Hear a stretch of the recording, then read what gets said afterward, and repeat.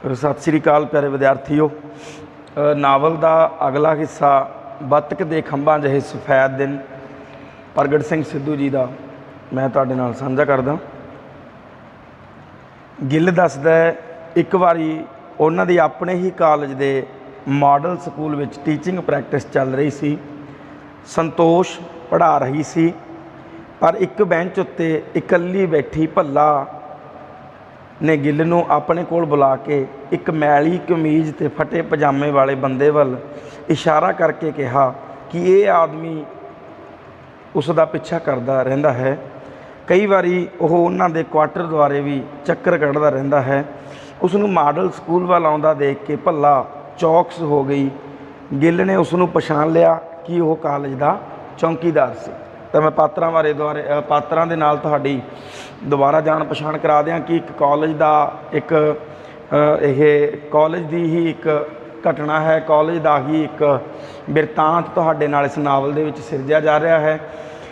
गिल एक जो है मर्द पात्र है, मुख पात्र है, मैं पात्र है।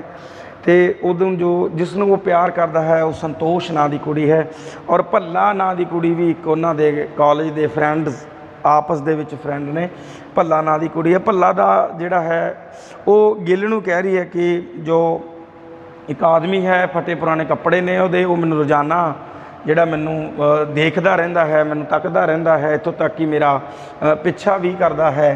तां गिल दे देखण ते वो जिहड़ा व्यक्ति सी वो कॉलेज का चौकीदार ही सी। तां गिल जिहड़ा है चुपचाप उत्थे खड़ा रहा। भला उस वाल देख रही सी कि ओह उस वल्लों बिल्कुल बेनियाज नलके तो पानी पीन लग पिया। गिल दसदा है कि उसने एक कंपाउंड विच अंब हेठ बैठदिआं देखिया कि एडमिनिस्ट्रेटिव ब्लाक नेड़े 14-15 कुड़ियां विच खड़ा छोटे कद वाला सोनी उसनूं लतीफे सुना रहा सी। इस समय वह अजीब शक्ल बना लैंदा सी कि वह मूर्ख दिखाई देन लगदा सी। लोकां नूं हसाउण तो बिना वह कुड़ियां नाल गल्लां करन दे बहाने भी भालदा रहिंदा सी। कईयां दे वह घर भी जाण लग पिया सी। उन्हां दे मम्मी डैडी सामणे उन्हां नूं दीदी आखदा सी पर कॉलेज आके बड़े चस्के ला ला के जिहड़ा है उन्हां नाल गल्लां करदा रहिंदा सी। एक नवां पात्र साडे कोल सोनी। प्यारे विद्यार्थियों, जो मैं तुहाडे नाल आडियो वीडियो शेयर कर रहा हाँ इहदे विच पात्रां दा बिल्कुल ध्यान रखियो। वैसे मैं PDF भी तुहानूं साझी करूँगा, वो PDF भी तुसीं पढ़न की कोशिश करियो, नाल नाल हैडफोन लगा के आडियो भी जिहड़ा है सुनियो। ये तां करके नावल तुहाडे हिस्से आ जो इहदे विच पात्र बहुत ज़्यादा आ क्योंकि मैं तुहानूं दस्सिया भी कि कॉलेज का बिरतांत इहदे विच सिरजिया होया, कॉलेज का वो सारा समा ਇਹਦੇ ਵਿੱਚ ਸਿਰਜਿਆ ਹੋਇਆ ਜਿਹਦੇ ਕਰਕੇ ਪਾਤਰ ਬਹੁਤ ਜ਼ਿਆਦਾ ਆ। ਬਿਲਕੁਲ ਘਬਰਾਉਣ ਦੀ ਜ਼ਰੂਰਤ ਨਹੀਂ। ਬੜੇ ਸੌਖੇ ਢੰਗ ਦੇ ਨਾਲ ਮੈਂ ਤੁਹਾਨੂੰ ਜਿਹੜਾ ਹੈ ਸਮਝਾਉਣ ਦੀ ਕੋਸ਼ਿਸ਼ ਕਰੂੰਗਾ। ਤੇ ਨਾਵਲ ਨੂੰ ਅੱਗੇ ਲੈ ਕੇ ਚੱਲਦੇ ਹਾਂ। ਇੱਕ ਦਿਨ ਉਸਨੇ ਗਿੱਲ ਨੂੰ ਕਿਹਾ, ਜਿਹੜੀ ਗੱਲ ਸੋਨੀ ਦੀ ਕਰ ਰਿਹਾ ਮੈਂ, ਸੋਨੀ ਜਿਹੜਾ ਕੁੜੀਆਂ ਦੇ ਜ਼ਿਆਦਾ ਚਸਕੇ ਲੈ ਲੈ ਕੇ ਉਹਨਾਂ ਨਾਲ ਗੱਲਾਂ ਕਰਦਾ ਸੀ, ਉਹਦੀ ਗੱਲ ਹੈ। ਇੱਕ ਦਿਨ ਉਸਨੇ ਗਿੱਲ ਨੂੰ ਕਿਹਾ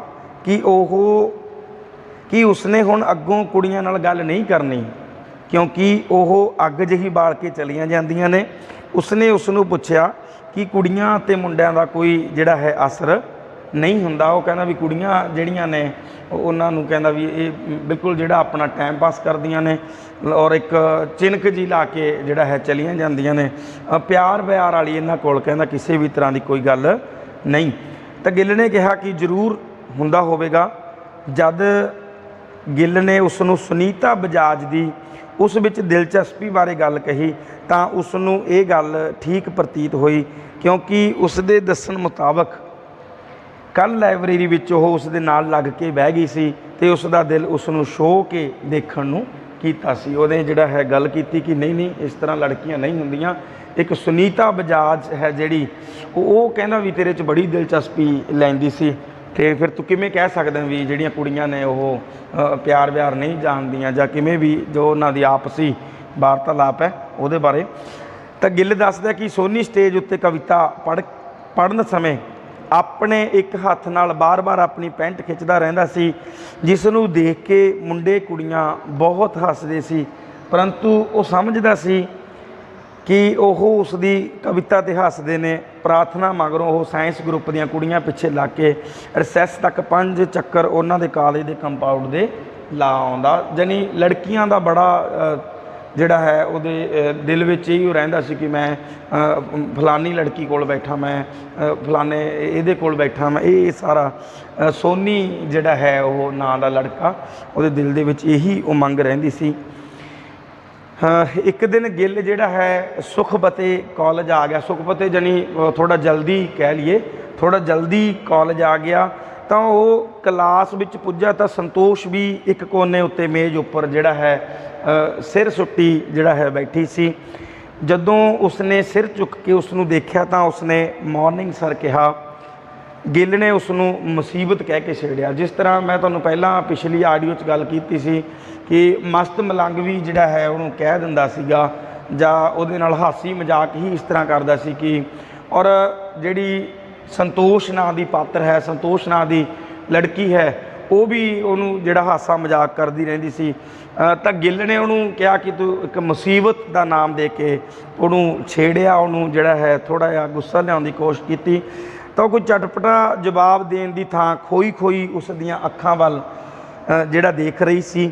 ਉਸ ਦਿਨ ਗਿੱਲ ਦਾ ਦਿਲ ਹੈ ਜਿਹੜਾ ਉਹ ਜ਼ੋਰ ਜ਼ੋਰ ਨਾਲ ਧੜਕਿਆ ਅਤੇ ਉਹ ਉਸ ਦੇ ਨਾਲ ਬੈਂਚ ਉੱਤੇ ਹੀ ਬੈਠ ਗਿਆ। ਉਸਨੇ ਆਪਣੇ ਦੋਹਾਂ ਹੱਥਾਂ ਵਿੱਚ ਉਸ ਦਾ ਚਿਹਰਾ ਲੈ ਕੇ ਕਿਹਾ ਕਿ ਉਸ ਨੂੰ ਪਤਾ ਹੈ ਉਹ ਉਸ ਨੂੰ ਕਿੰਨਾ ਪਿਆਰ ਕਰਦਾ ਹੈ। ਤਾਂ ਉਹ ਉਸ ਦੇ ਆਹੋ ਕਹਿਣ 'ਤੇ ਗਿੱਲ ਦੇ ਦੋਵੇਂ ਹੱਥ ਉਸ ਦੇ ਮੋਢਿਆਂ ਉੱਪਰ ਟਿਕ ਗਏ। ਸੰਤੋਸ਼ ਨੇ ਉਸ ਦੀਆਂ ਅੱਖਾਂ ਵਿੱਚ ਦੇਖਿਆ ਤਾਂ ਇੱਕਦਮ ਜ਼ੋਰਦਾਰ ਝੱਖੜ ਉੱਠਿਆ। ਇਸ ਤੋਂ ਘਬਰਾ ਕੇ ਸੰਤੋਸ਼ ਨੇ ਉਸ ਨੂੰ ਕਿਹਾ, ਜੋ ਮਰਜ਼ੀ ਕਰ ਲਵੋ ਪਰ ਮੈਂ ਫਿਰ ਤੁਹਾਡੇ ਨਾਲ ਕਦੇ ਨਹੀਂ ਬੋਲਣਾ। ਬੇਸ਼ੱਕ ਉਸਨੇ ਆਪਣੇ ਆਪ ਨੂੰ ਉਸ ਤੋਂ ਛੁਡਾਉਣ ਦੀ ਬਿਲਕੁਲ ਕੋਸ਼ਿਸ਼ ਨਾ ਕੀਤੀ, ਪਰ ਉਹ ਉਸ ਦੀ ਧੀਮੀ ਆਵਾਜ਼ ਦੀ ਮਜ਼ਬੂਤੀ ਨੂੰ ਸਮਝ ਗਿਆ। ਉਸ ਦੇ ਹੱਥ ਉਸ ਦੇ ਮੋਢਿਆਂ ਤੋਂ ਡਿੱਗ ਪਏ ਅਤੇ ਉਹ ਸੌਰੀ ਕਹਿੰਦਿਆਂ ਪਰਾਂ ਹੋ ਕੇ ਬੈਂਚ 'ਤੇ ਬੈਠ ਗਿਆ। ਸੰਤੋਸ਼ ਨੇ ਉਸ ਨੂੰ ਕਿਹਾ ਕਿ ਉਹ ਉਸ ਨਾਲ ਨਾਰਾਜ਼ ਹੋ ਗਿਆ। ਉਹ ਉਸ ਛਿਨ ਨੂੰ ਭੁਲਾ ਦੇਣਾ ਚਾਹੁੰਦੀ ਸੀ, ਪਰ ਉਹ ਛਿਨ ਤਲਵਾਰ ਵਾਂਗ ਦੋਹਾਂ ਵਿਚਕਾਰ ਲਟਕ ਰਿਹਾ ਸੀ। ਉਹਨਾਂ ਵਿਚਕਾਰ ਜਿਹੜਾ ਦੂਰੀ ਪੈਦਾ ਹੋ ਗਈ ਸੀ। ਉਸ ਦਿਨ ਉਹਨਾਂ ਉਸ ਨੂੰ ਬਹੁਤ ਜਿਹੜਾ ਹੈ ਘਟੀਆ ਕੁੜੀ ਜਿਹੜੀ ਉਹਨੂੰ ਲੱਗਣ ਲੱਗੀ। ਮੈਂ ਤੁਹਾਨੂੰ ਗੱਲ ਕਲੀਅਰ ਕਰਦਾ ਕਿ ਨਾਵਲ ਦੇ ਸ਼ੁਰੂ ਦੇ ਵਿੱਚ ਗਿੱਲ ਪਾਤਰ ਆਇਆ ਸੀ, ਸੰਤੋਸ਼ ਨਾਂ ਦੀ ਕੁੜੀ ਨੂੰ ਪਿਆਰ ਕਰਦਾ ਸੀ, ਪਰੰਤੂ ਸਮਾਜਿਕ ਕੁਛ ਮਜਬੂਰੀਆਂ, ਕੁਛ ਪਰਿਵਾਰਕ ਮਜਬੂਰੀਆਂ ਦੇ ਕਾਰਨ ਜਿਹੜਾ ਉਹ ਸੰਤੋਸ਼ ਦੇ ਮਨ ਦੇ ਵਿੱਚ ਖਿਆਲ ਆਇਆ ਕਿ ਸ਼ਾਇਦ ਜੋ ਹੋ ਰਿਹਾ ਹੈ ਇਹ ਸਰਾਸਰ ਗਲਤ ਹੋ ਰਿਹਾ ਹੈ। ਤਾਂ ਉਹ ਦੂਰੀ ਬਣਾਉਣ ਦੀ ਕੋਸ਼ਿਸ਼ ਕੀਤੀ ਕਿ ਆਪਸ ਦੇ ਵਿੱਚ ਜਿਹੜਾ ਉਹਨਾਂ ਦਾ ਇੱਕ ਦੂਜੇ ਤੋਂ ਦੂਰ ਰਹਿਣ ਦਾ ਸੋਚਿਆ ਗਿਆ, ਪਰੰਤੂ ਇਸ ਤਰ੍ਹਾਂ ਨਹੀਂ ਹੋ ਸਕਿਆ। ਨਾਵਲ ਦੇ ਅੱਗੇ ਅੱਗੇ ਆਪਾਂ ਪੜ੍ਹਦੇ ਹਾਂ ਤਾਂ ਉਹਨੇ ਸੋਚ ਲਿਆ ਕਿ ਜੇਕਰ ਉਸਨੇ ਇੰਝ ਹੀ ਦੂਰੀ ਬਣਾ ਕੇ ਰੱਖਣੀ ਸੀ ਤਾਂ ਉਹਨੂੰ ਇੰਨਾ ਨੇੜੇ ਨਹੀਂ ਸੀ ਆਉਣ ਦੇਣਾ, ਇੰਨਾ ਪਿਆਰ ਨਹੀਂ ਸੀ ਕਰਨਾ। ਜੇਕਰ ਸੰਤੋਸ਼ ਨੇ ਇਸੇ ਤਰ੍ਹਾਂ ਹੀ ਕਰਨਾ ਸੀ ਤਾਂ ਗਿੱਲ ਦਾ ਕਹਿਣਾ ਕਿ ਉਹਨੇ ਪਹਿਲਾਂ ਹੀ ਉਹਨੂੰ ਪਿਆਰ ਨਹੀਂ ਸੀ ਕਰਨਾ। ਗਿੱਲ ਬੀਤੇ ਸਮੇਂ ਵੱਲ ਚਲਾ ਗਿਆ, ਉਹਦੀਆਂ ਪੁਰਾਣੀਆਂ ਯਾਦਾਂ ਵੱਲ ਚਲਾ ਗਿਆ। ਉਹ ਕਹਿੰਦਾ ਕਿ ਉਹਨੇ ਇੱਕ ਦਿਨ ਉਹਦਾ ਨੱਕ ਖਿੱਚ ਕੇ ਅਤੇ ਹੱਥਾਂ ਨੂੰ ਆਪਣੇ ਹੱਥਾਂ 'ਚ ਲੈ ਕੇ ਘੁੱਟਿਆ ਸੀ, ਪਰ ਉਹ ਤਾਂ ਪੱਥਰ ਬਣ ਗਿਆ ਸੀ। ਸੰਤੋਸ਼ ਨੇ ਉਹਦਾ ਮੱਥਾ ਚੁੰਮਿਆ ਸੀ, ਮਾਫੀ ਮੰਗੀ ਸੀ, ਉਹ ਚੁੱਪ ਰਿਹਾ ਸੀ। ਇਹ ਦੇਖ ਕੇ ਸੰਤੋਸ਼ ਨੂੰ ਗੁੱਸਾ ਚੜ੍ਹ ਗਿਆ। ਉਹ ਕਿੰਨਾ ਚਿਰ ਕੁਝ ਬੋਲਣ ਮਗਰੋਂ ਆਪਣਾ ਬੈਗ ਚੁੱਕ ਕੇ ਕਲਾਸਰੂਮ ਤੋਂ ਬਾਹਰ ਨਿਕਲ ਗਈ, ਫਿਰ ਕਾਲਜ ਦੇ ਗੇਟ 'ਤੇ ਬਾਹਰ ਚਲੀ ਗਈ। ਗਿੱਲ ਦਾ ਦਿਲ ਕਰਦਾ ਸੀ ਕਿ ਉਸ ਨੂੰ ਆਵਾਜ਼ ਮਾਰੇ, ਪਰੰਤੂ ਉਹ ਚੁੱਪਚਾਪ ਬੈਠਾ ਰਿਹਾ। ਉਸ ਦੀ ਜ਼ਿੰਦਗੀ ਦਾ ਇਹ ਸਭ ਤੋਂ ਉਦਾਸ ਦਿਨ ਸੀ। ਆਪਣੇ ਬੀਤੇ ਸਮੇਂ ਦੀ ਘਟਨਾ ਨੂੰ ਯਾਦ ਕਰ ਰਿਹਾ ਸੀ। ਗਿੱਲ ਦੱਸਦਾ ਹੈ ਕਿ ਇਸ ਘਟਨਾ ਮਗਰੋਂ ਸੰਤੋਸ਼ ਦੇ ਵਿਰੁੱਧ ਨਹੀਂ ਸੀ, ਸਗੋਂ ਖੁਦ ਆਪਣੀ ਆਪ ਨੂੰ ਜਿਹੜਾ ਹੈ ਉਹ ਲਾਹਨਤ ਪਾ ਰਿਹਾ ਸੀ, ਆਪਣੇ ਅੰਦਰਲੇ ਨੂੰ ਲਾਹਨਤ ਪਾ ਰਿਹਾ ਸੀ, ਆਪਣੇ ਅੰਦਰਲੇ ਵਿਅਕਤੀ ਦੇ ਵਿਰੁੱਧ ਨਫ਼ਰਤ ਭਰਿਆ ਜਿਹੜਾ ਹੈ ਉਹਦਾ ਵਤੀਰਾ ਹੋ ਗਿਆ। ਆਪਣੇ ਆਪ ਨੂੰ ਮਾੜਾ ਲੋਚ ਰਿਹਾ ਸੀ ਵੀ ਮੈਂ ਇਸ ਤਰ੍ਹਾਂ ਕਿਉਂ ਕੀਤਾ। ਉਹਨਾਂ ਦਿਨਾਂ ਵਿੱਚ ਸੰਤੋਸ਼ ਵੀ ਇੱਕ ਅਜਿਹਾ ਹੀ ਸੰਘਰਸ਼ ਕਰ ਰਹੀ ਸੀ। ਉਸ ਦੇ ਵੀ ਅੰਦਰ ਇੱਕ ਔਰਤ ਤਲਵਾਰ ਲੈ ਕੇ ਨਿਕਲੀ ਜਿਸ ਨੇ ਉਹਦੇ ਵਿਚਕਾਰ ਧਰਤੀ ਚੀਰ ਕੇ ਉਹਦੇ ਵਿਚਾਲੇ ਇੱਕ ਦਰਾੜ ਬਣਾ ਦਿੱਤੀ ਹੋਵੇ। ਉਹ ਵੀ ਆਪਣੇ ਆਪ ਨੂੰ ਉਹਨਾਂ ਦਿਨਾਂ ਦੇ ਵਿੱਚ ਲਾਹਨਤਾਂ ਪਾ ਰਹੀ ਸੀ ਕਿ ਮੈਂ ਇਸ ਤਰ੍ਹਾਂ ਕਿਉਂ ਕੀਤਾ, ਮੈਨੂੰ ਇਸ ਤਰ੍ਹਾਂ ਨਹੀਂ ਕਰਨਾ ਚਾਹੀਦਾ ਸੀ। ਉਸ ਦਿਨ ਸੰਤੋਸ਼ ਤੇ ਕਾਲਜੋਂ ਚਲੇ ਜਾਣ ਮਗਰੋਂ ਉਹ ਵੀ ਕਾਲਜੋਂ ਨਿਕਲ ਆਇਆ ਅਤੇ ਸਕੂਟਰ ਲੈ ਕੇ ਇੱਕ ਵੀਰਾਨ ਸੜਕ 'ਤੇ ਰਾਹ ਪੈ ਕੇ ਇੱਕ ਸੁੰਨਸਾਨ ਪਹਾੜੀ ਜਿਹੜੀ ਹੈ ਸੁੰਨਸਾਨ ਪਹਾੜੀ ਦੇ ਪੱਥਰ ਉੱਤੇ ਆ ਕੇ ਬੈਠਾ ਘੰਟਿਆਂ ਵੱਧੀ ਸੋਚ ਰਿਹਾ ਸੀ ਕਿ ਉਹਦੇ ਅੰਦਰ ਵਿਅਕਤੀ ਹੈ ਜਿਹੜਾ ਉਹ ਬੜਾ ਉਹਨੇ ਮਤਲਬ ਕਿ ਗਲਤ ਕੀਤਾ ਜਾਂ ਮੈਥੋਂ ਜਿਹੜਾ ਹੈ ਗਲਤ ਸਟੈਪ ਚੱਕੇ ਗਏ। ਇਹ ਸਾਰੀਆਂ ਗੱਲਾਂ ਜਿਹੜੀਆਂ ਉਹ ਦੁਹਰਾਉਂਦਾ ਗਿਆ, ਆਪਣੇ ਆਪ ਦੇ ਵਿੱਚ ਜਿਹੜਾ ਹੈ ਉਹ ਦੁੱਖ ਜਿਹੜਾ ਮਹਿਸੂਸ ਕਰਦਾ ਗਿਆ। ਉਸ ਪਿੱਛੋਂ ਉਹ ਕਈ ਦਿਨ ਕਾਲਜ ਨਾ ਆਈ, ਸੰਤੋਸ਼ ਕਈ ਦਿਨ ਕਾਲਜ ਨਾ ਆਈ। ਉਹ ਹਰ ਰੋਜ਼ ਤਿਆਰ ਹੋ ਕੇ ਕਾਲਜ ਆਉਂਦਾ ਰਿਹਾ, ਉਹਨੂੰ ਮਿਲਣ ਬਾਰੇ ਸੋਚਦਾ ਰਿਹਾ, ਉਹ ਤੋਂ ਜਿਹੜਾ ਹੈ ਮਾफ़ੀ ਮੰਗਣ ਬਾਰੇ ਸੋਚਦਾ ਰਿਹਾ ਕਿ ਨਹੀਂ ਆਪਾਂ ਜਿਹੜਾ ਹੈ ਉਹਨਾਂ ਦੇ ਪਿਆਰ ਨਾਲ ਰਹਾਂਗੇ, ਆਪਾਂ ਐਂ ਕਰਾਂਗੇ। ਉਹ ਜੋ ਪਿਆਰ ਦੀਆਂ ਸਾਰੀਆਂ ਗੱਲਾਂ ਹੁੰਦੀਆਂ ਉਹ ਮਨੀ ਮਨ ਸੋਚਦਾ ਰਿਹਾ, ਪਰੰਤੂ ਉਹ ਕਾਲਜ ਉਹ ਲਗਭਗ ਜਿਹੜਾ ਹੈ ਉਹਨੇ ਆਉਣਾ ਹੀ ਛੱਡ ਦਿੱਤਾ। ਇੱਕ ਦਿਨ ਸਲਮਾ ਨਾਂ ਦੀ ਪਾਤਰ, ਇੱਕ ਪਾਤਰ ਹੋਰ ਤੁਸੀਂ ਇਹਦੇ ਵਿੱਚ ਐਡ ਕਰਿਓ, ਸਲਮਾ ਨਾਂ ਦੀ ਪਾਤਰ ਜਿਹੜੀ ਆ ਉਹਨੂੰ ਮਿਲੀ ਅਤੇ ਉਹਨੇ ਸੰਤੋਸ਼ ਨੂੰ ਕਹਿੰਦੀ ਹੈ ਕਿ ਉਸ ਦਾ ਕਾਲਜ ਆਉਣ ਨੂੰ ਦਿਲ ਨਹੀਂ ਕਰਦਾ। ਜਿਹੜਾ ਆਪਣਾ ਗਿੱਲ ਹੈ ਉਹ ਸਲਮਾ ਨੂੰ ਕਹਿੰਦਾ ਹੈ ਕਿ ਸੰਤੋਸ਼ ਕਿਉਂ ਨਹੀਂ ਆਉਂਦੀ, ਤਾਂ ਉਹ ਕਹਿੰਦੀ ਵੀ ਸੰਤੋਸ਼ ਨਾਲ ਮੇਰੀ ਗੱਲ ਹੁੰਦੀ ਰਹਿੰਦੀ ਆ, ਸੰਤੋਸ਼ ਨਾਲ ਮੈਂ ਗੱਲ ਕਰਦੀ ਰਹਿੰਦੀ ਹਾਂ। ਉਹ ਕਹਿੰਦੀ ਮੇਰਾ ਜਿਹੜਾ ਹੈ ਮਨ ਨਹੀਂ ਕਰਦਾ ਮੈਂ ਵੀ ਕਾਲਜ ਆਵਾਂ। ਤਾਂ ਗਿੱਲ ਨੇ ਉਹਨੂੰ ਕਿਹਾ ਕਿ ਉਹ ਉਹਨੂੰ ਸਮਝਾਵੇ ਯਾਰ, ਇਹ ਸਾਰੀਆਂ ਗੱਲਾਂ ਗਿੱਲ ਉਹਨੂੰ ਸਮਝਾ ਰਿਹਾ, ਪਰੰਤੂ ਉਹ ਜਿਹੜੀ ਹੈ ਸੰਤੋਸ਼ ਦੇ ਬਾਰੇ ਉਹ ਕੁਝ ਵੀ ਨਹੀਂ ਕਹਿਣਾ ਚਾਹੁੰਦੀ, ਬਜਾਏ ਉਹਦੇ ਕਾਲਜ ਨਾ ਆਉਣ ਦੇ। ਤਾਂ ਫਿਰ ਇੱਕ ਦਿਨ ਜਦੋਂ ਸੰਤੋਸ਼ ਉਸ ਨੂੰ ਰੀਗਲ ਸਿਨੇਮੇ ਕੋਲ ਸੜਕ ਉੱਤੇ ਤੁਰੀ ਜਾਂਦੀ ਦਿਸ ਪਈ ਤਾਂ ਉਸ ਦਾ ਖੁਸ਼ੀ ਦਾ ਕੋਈ ਟਿਕਾਣਾ ਨਾ ਰਿਹਾ। ਇੱਕ ਦਿਨ ਉਹਨੂੰ ਦਿਖੀ ਵੀ ਸੰਤੋਸ਼ ਜਾ ਰਹੀ ਹੈ ਤਾਂ ਉਹ ਖੁਸ਼ੀ ਉਹਦੇ ਕੋਲ ਗਿਆ। ਉਹਨੂੰ ਉਹ ਮਨ ਹੀ ਮਨ ਸੋਚ ਰਿਹਾ ਵੀ ਸ਼ਾਇਦ ਠੀਕ ਢੰਗ ਨਾਲ ਬੁਲਾਊਗੀ ਵੀ ਜਾਂ ਨਹੀਂ ਬੁਲਾਊਗੀ, ਪਰੰਤੂ ਉਹਦੇ ਕੋਲ ਜਾ ਕੇ ਉਹਨੂੰ ਜਦ ਬੁਲਾਇਆ ਤਾਂ ਉਹ ਇੱਕਦਮ ਚੌਂਕ ਉੱਠੀ ਔਰ ਉਸਨੂੰ ਉਸ ਦੀਆਂ ਅੱਖਾਂ ਵਿੱਚੋਂ ਚਮਕ ਦਿਸੀ ਜਿਹੜੀ ਪਹਿਲੇ ਦਿਨ ਜਿਹੜੀਆਂ ਇੱਕ ਦੂਜੇ ਦੀ ਨਜ਼ਰਾਂ ਦੇ ਵਿੱਚ ਦਿਖੀ। ਤਾਂ ਗਿੱਲ ਨੇ ਲਾਡ ਨਾਲ ਉਸ ਨੂੰ ਬੁਲਾਇਆ ਕਿ ਪੁੱਛਿਆ ਕਿ ਅਜੇ ਤੱਕ ਵੀ ਤੇਰਾ ਗੁੱਸਾ ਨਹੀਂ ਉਤਰਿਆ। ਤਾਂ ਅੱਗੋਂ ਉਸਨੇ ਉੱਤਰ ਦਿੱਤਾ ਕਿ ਉਹ ਕੌਣ ਹੁੰਦੀ ਹੈ ਗੁੱਸਾ ਕਰਨ ਵਾਲੀ। ਤਾਂ ਗਿੱਲ ਨੇ ਉਸ ਨੂੰ ਹੋਟਲ ਵੱਲ ਚੱਲਣ ਦੇ ਲਈ ਕਿਹਾ, ਪਰੰਤੂ ਜਿਹੜੀ ਸੰਤੋਸ਼ ਸੀ ਉਹਨੇ ਕਿਹਾ ਕਿ ਨਹੀਂ, ਮੇਰੀ ਮੰਮੀ ਹੈ ਜਿਹੜੀ ਉਹ ਖਾਦੀ ਭੰਡਾਰ ਵਾਲੇ ਦੇ ਖੜੀ ਹੈ ਔਰ ਮੇਰੀ ਉਡੀਕ ਕਰ ਰਹੀ ਹੈ, ਮੈਂ ਜਿਹੜਾ ਹੈ ਉੱਥੇ ਜਾਣਾ ਮੇਰਾ ਜਲਦੀ ਹੈ। ਤਾਂ ਗਿੱਲ ਨੇ ਉਹਨੂੰ ਜਿਹੜਾ ਹੈ ਇੱਕ ਬਲੈਕਮੇਲ ਕਰਦੇ ਹੋ ਕਿਹਾ ਕਿ ਜੇ ਅੱਜ ਰੁਕੀ ਹੈ ਤਾਂ ਰੁਕ ਜਾਏਗੀ, ਜੇ ਅੱਜ ਨਹੀਂ ਰੁਕਣਾ ਤਾਂ ਕਦੇ ਵੀ ਨਹੀਂ ਰੁਕੂੰਗਾ ਵੀ ਨਹੀਂ ਅਤੇ ਤੈਂ ਵੀ ਨਹੀਂ ਰੁਕਣਾ। ਤਾਂ ਇਹਨੇ ਇੱਕ ਜਿਹੜਾ ਹੈ ਡਰ ਦੇ ਨਾਲ ਉਹ ਦੋਨੋਂ ਇੱਕੋ ਦੂਜੇ ਜਿਹੜੇ ਹੈ ਉਹ ਨਾਲ ਇੱਕ ਕਾਰਨਰ ਜਿਹੜਾ ਹੋਟਲ ਸੀ ਉਹ ਕਾਰਨਰ ਹੋਟਲ 'ਤੇ ਚਲੇ ਗਏ ਔਰ ਬੈਠਿਆਂ ਦੋਨਾਂ ਨੇ ਜਿਹੜਾ ਹੈ ਆਪਸ ਦੇ ਵਿੱਚ ਚਾਹ ਦਾ ਜਿਹੜਾ ਹੈ ਇੱਕ ਕੱਪ ਸਾਂਝਾ ਕੀਤਾ। ਗਿੱਲ ਨੇ ਚਾਹ ਦਾ ਆਰਡਰ ਦਿੰਦਿਆਂ ਹੀ ਉਸ ਨੂੰ ਮਾफ़ ਕਰਨ ਦੇ ਲਈ ਆਖਿਆ ਅਤੇ ਉਸਨੇ ਉਸ ਦਾ ਬਹੁਤ ਦੁੱਖ ਪਹੁੰਚਾਇਆ ਹੈ, ਪਰੰਤੂ ਉਹ ਉਸ ਤੋਂ ਬਿਨਾਂ ਬਹੁਤ ਜ਼ਿਆਦਾ ਪਰੇਸ਼ਾਨ ਹੈ। ਉਹ ਇੱਕ ਦੂਜੇ ਨਾਲ ਗੱਲਾਂ ਕਰ ਰਹੇ ਆ। ਗਿੱਲ ਉਸ ਨੂੰ ਕਹਿ ਰਿਹਾ ਕਿ ਬੇਸ਼ੱਕ ਤੂੰ ਮੈਨੂੰ ਪਿਆਰ ਕਰਕੇ ਇੱਕ ਬੜਾ ਵੱਡਾ ਤੁਸੀਂ ਗਲਤੀ ਕੀਤੀ ਹੈ, ਪਰੰਤੂ ਹੁਣ ਤੁਸੀਂ ਮੈਨੂੰ ਛੱਡ ਰਹੇ ਹੋ, ਇਹ ਉਸ ਤੋਂ ਵੱਡੀ ਗਲਤੀ ਕਰ ਰਹੇ ਹੋ, ਤੁਸੀਂ ਮੈਨੂੰ ਬੜੀ ਪਰੇਸ਼ਾਨੀ ਦਿੱਤੀ ਹੈ।